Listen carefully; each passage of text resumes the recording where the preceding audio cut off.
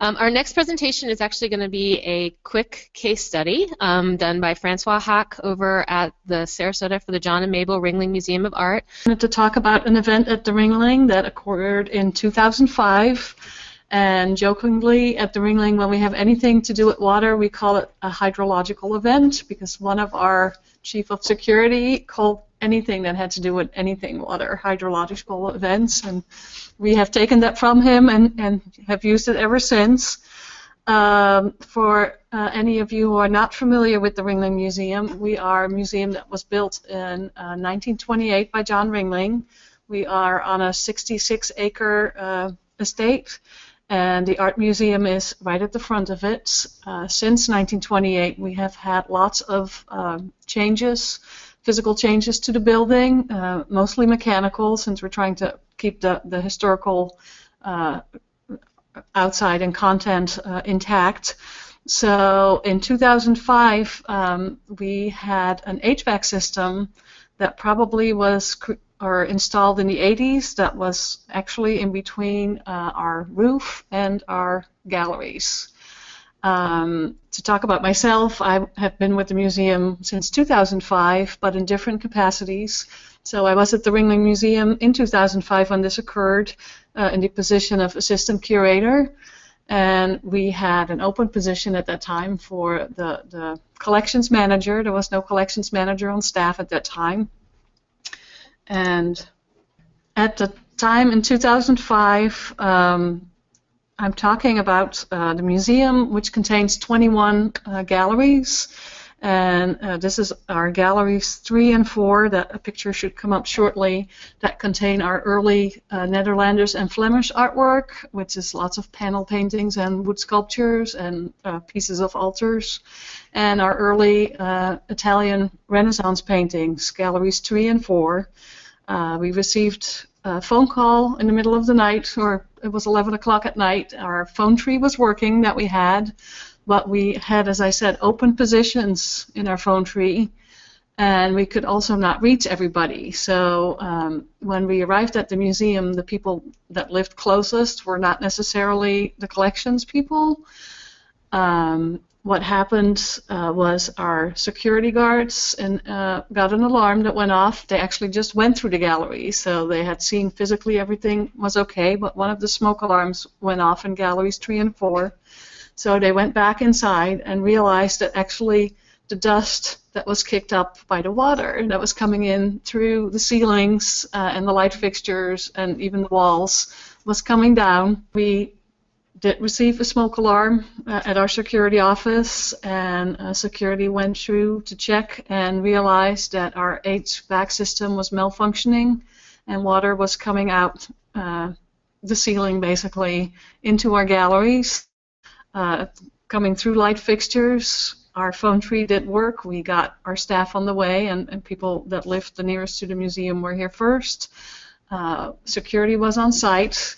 Facilities was called in to see if we could stop the water. Next slide, please. We did not have a recovery plan at that time in 2005, but we did have a conservation staff and a collection staff that followed kind of the principles that we laid out in our recovery plan. So we had equipment like the wet vacs. Garbage cans are very useful when things are leaking. Wet mops in place. The plastic was there close by to start covering items. Since we did not have staff available immediately that knew the collection very well, and we did not have a recovery plan, it was hard first to see what would be our priorities in moving things out, because certain items were actually security screwed into the wall. Some items look light but were cradled on the back and were really heavy, could not be lifted from the wall with at least 4 people. So next slide, please, Robin. We had staff starting with what they could reach easily. So sculpture, paintings that were carryable. Luckily, it was only 1 unit that was malfunctioning, so our other galleries were not affected by this, and we could move the artwork actually into the following galleries within the museum. So we decided our temporary storage facility would be galleries 5, 6, and 7. right after our disaster, and we started to compile our materials there to store as much as we could in those following galleries with new staff coming in, trying to document, which is also part of our recovery, and luckily we did some, so we have some good images available. But as you can see, things did get wet, and we had wood objects that got wet. Next slide, please. You see some of the plastic sheeting that were started by staff of artworks that we could not move off the wall, that were too big and too heavy. Next slide, please. When other staff arrived that was more comfortable, we brought in different equipment and were able to go higher up and cover things better that way. Next slide, please. This is one of those items that look like you possibly could lift it off the wall, but has a very heavy cradle, and we actually needed equipment to get it down, and several people. This is one of our security guards and one of our facilities persons helping us to get the painting down, with one of our conservation technicians actually using the technical equipment to get it down the cross, to do this slowly and carefully.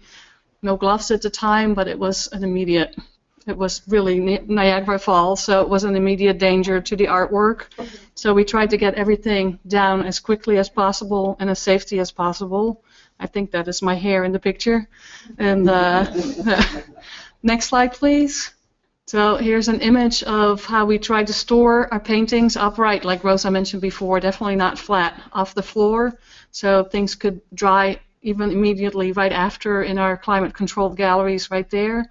But we also quickly ran out of material, so you can see that we used benches in the background and the wainscoting, everything that we could find at that time to safely keep our art out of harm's way, since that was the first concern. And then the step right after that is actually taking a look at where we stored things and see if we could move it somewhere else in an even safer position. But this was our first kind of triage installation in the following galleries. Next slide, please. Now, we were fairly lucky. We talked about air drying. That was the decision we made, to actually continue to just ventilate the spaces really well, keep the climate really controlled. We did have water stains, as you can see, on the paintings, and fortunately we have an inside conservation lab that treated many of the artworks that came in or that had water spots on them, and they were successfully in. And even though most of the objects were wood in the galleries, they did not suffer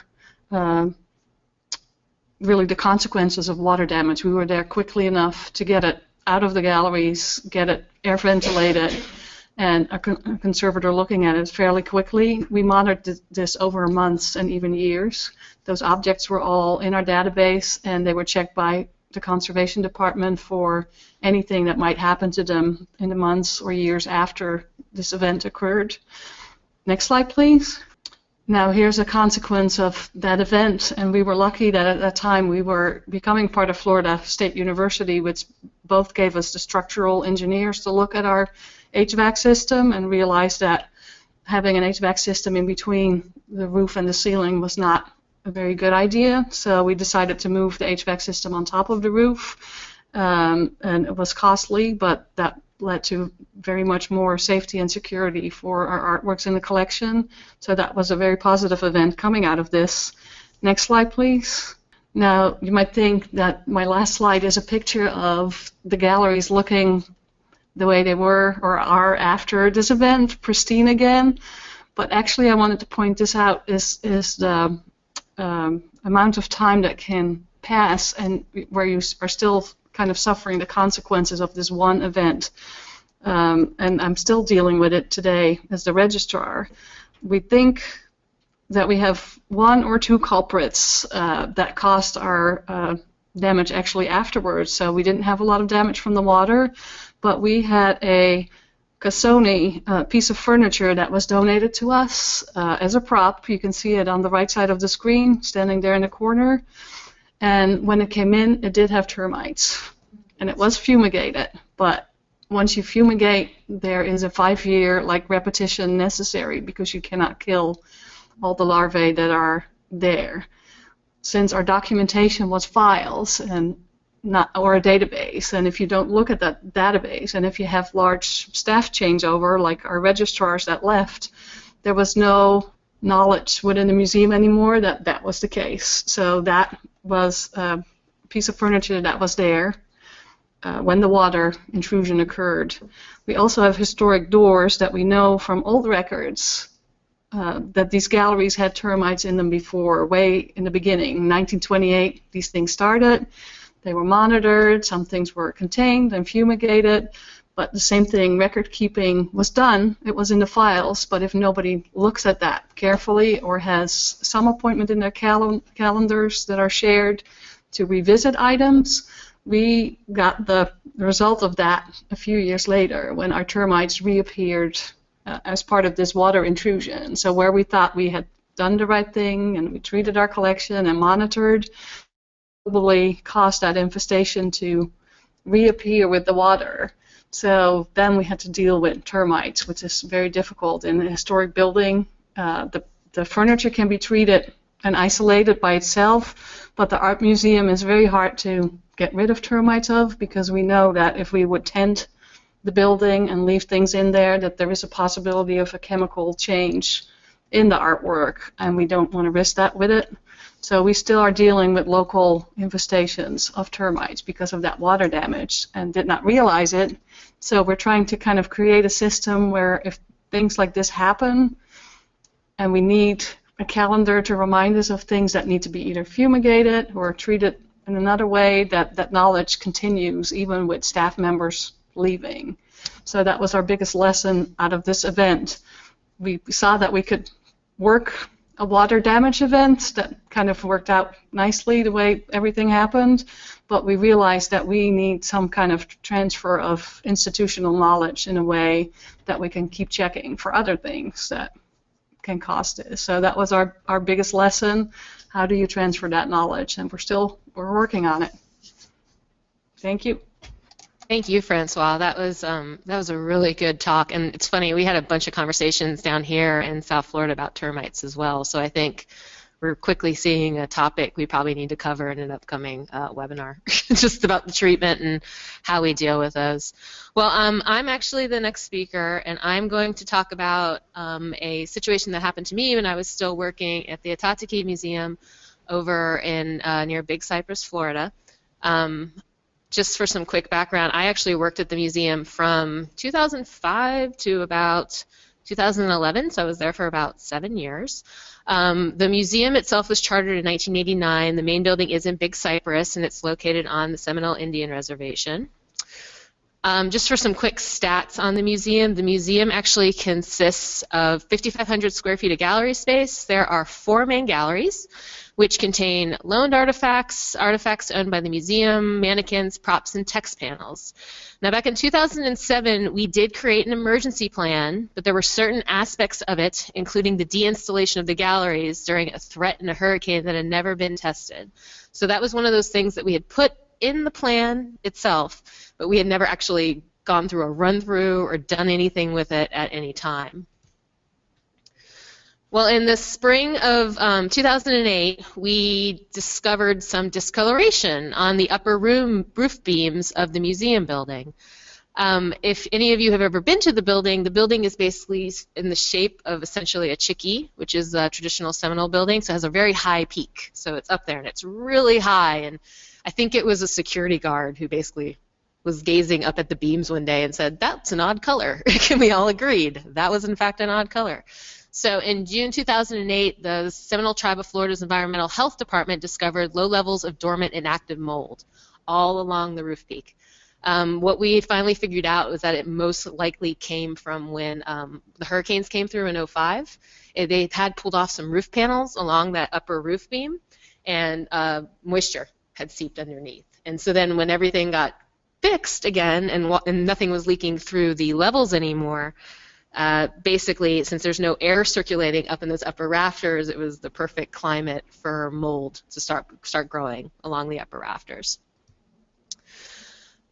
So what we decided to do at that time is, with the help of an outside contractor, we decided on a 3-week treatment plan. to get rid of this mold. Week 1 would be deinstallation as much of the museum as we could, and we would cover the rest with plastic.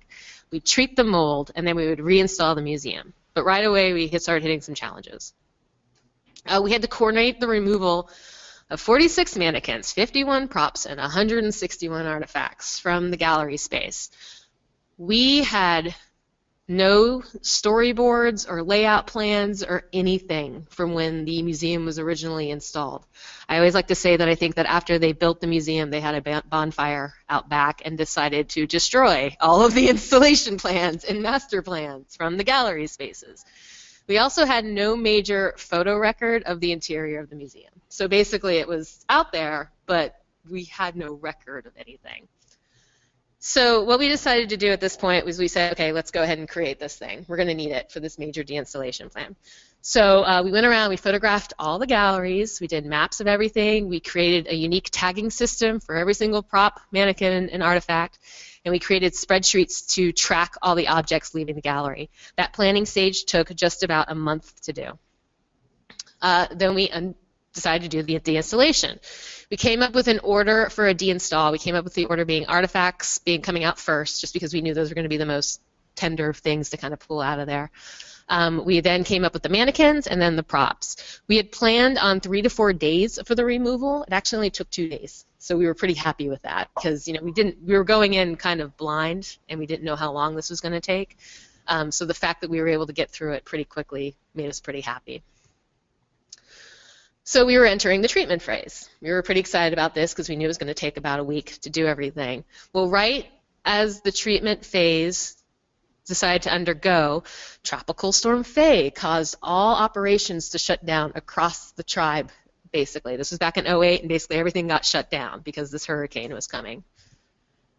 I didn't really care, though, because all of our artifacts and everything were safe. We had actually deinstalled everything, so everything was secure in location for the tropical storm threat. So we had actually kind of proved our plan true without even meaning to. It was kind of interesting to kind of see it. And we also just got to pull all of our mannequins out, which are actually one of the most precious things for that museum, just because the heads are based upon living tribal members. They were molded off of them. So the fact that we were able to deinstall these mannequins and handle them properly and nothing got broken and there wasn't limbs lying everywhere, which was one of my worst fears during this whole thing, none of that happened. So we were pretty happy. So then we had to do the reinstall, obviously. So we had the order of the reinstall was basically mannequins came out first, then the props, then the artifacts. We had planned on 3 to 4 days for the installation. Again, we only spent 2 days. So we were able to do it pretty concisely and pretty quickly. So at the end of all this, we basically got everything back in the museum. It had a nice deep cleaning, which is something it hadn't had for years until 2008. And everything was able to go back and display on time. Now, the reason why this was connected to emergency planning and salvage is besides the fact that we were dealing with a mold treatment, which we had professionals come in and deal with the mold treatment. We weren't up there scrubbing the mold. We had a mold remediation company come in.